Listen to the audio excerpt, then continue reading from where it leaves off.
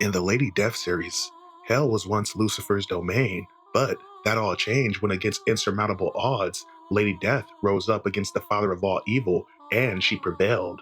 She would go on to transform Hell into the endless graveyard, but something's not right, as there's some unseen enemies stalking her. 3,361 years ago, in a secluded palace miles away from the Imperial Egyptian Empire, a woman of darkness is tired of mortal blood, so she tempts fate in the form of an unholy summoning ritual. Her dedication to the darkness is met by Lucifer himself as he can sense the immense darkness inside her. Lucifer reaches out his hand and offers to give her hell, and she gladly accepts. This woman would become known as Purgatory, as deep within the fetid bowels of hell, she offers herself to Lucifer the Dark One. Enamored with the child of darkness, Lucifer has her sent to his chambers. But as Purgatory and Lucifer embrace, Purgatory would bite Lucifer, no longer wanting the blood of a mortal, now craving the blood of a god. Now Lucifer smacks Purgatory away, outraged that this bitch would dare steal his blood. But Purgatory doesn't give a fuck, as she charges back in there for more. Now Purgatory bites Lucifer again, and he knows he can destroy her in an instant, but at the same time, he's impressed with the child of darkness. Lucifer opens up a portal to the Nexus and smacks her through it as he says farewell to his beloved Purgatory. But back in the endless graveyard, Lady Death thinks back to when she was a little girl in medieval Europe in 1485 AD. Her name used to be Hope, and she lived with her mother and father, but eventually her father started to change. Her father would succumb to darkness and cast a spell upon her mother and bind her spirit and refuse her safe passage in the afterlife. But her father was also the pawn to a greater evil, as when all was said and done, Hope was treated as a witch, as she was branded the Demon Lord's daughter. But this was all part of Lucifer's plan to corrupt something so innocent, pure, and filled with life, and make it into a child of darkness.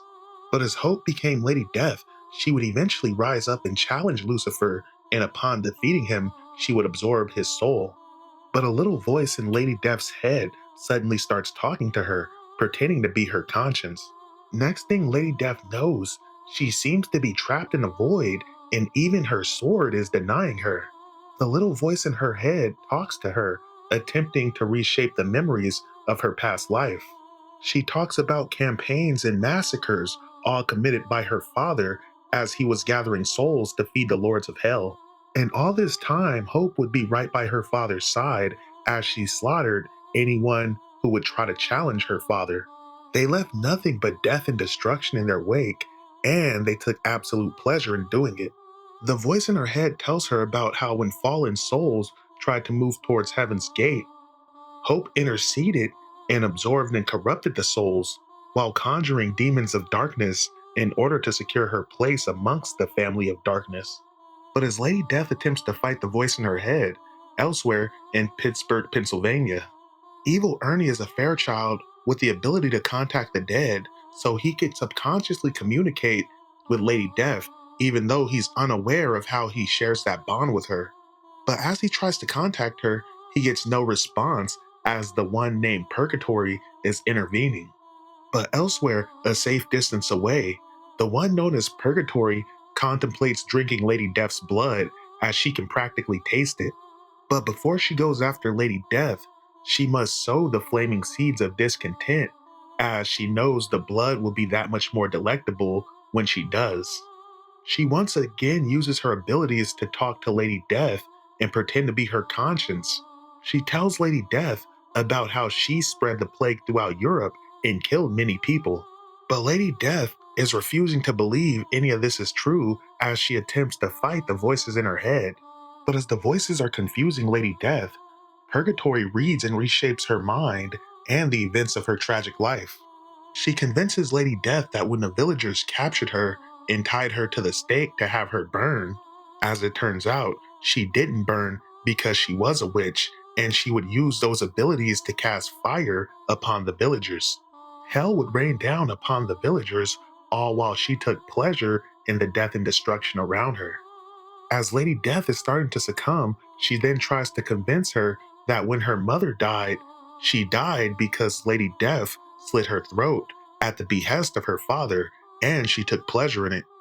But Purgatory goes too far, as that sends Lady Death into a rage as a death aura flares up around her.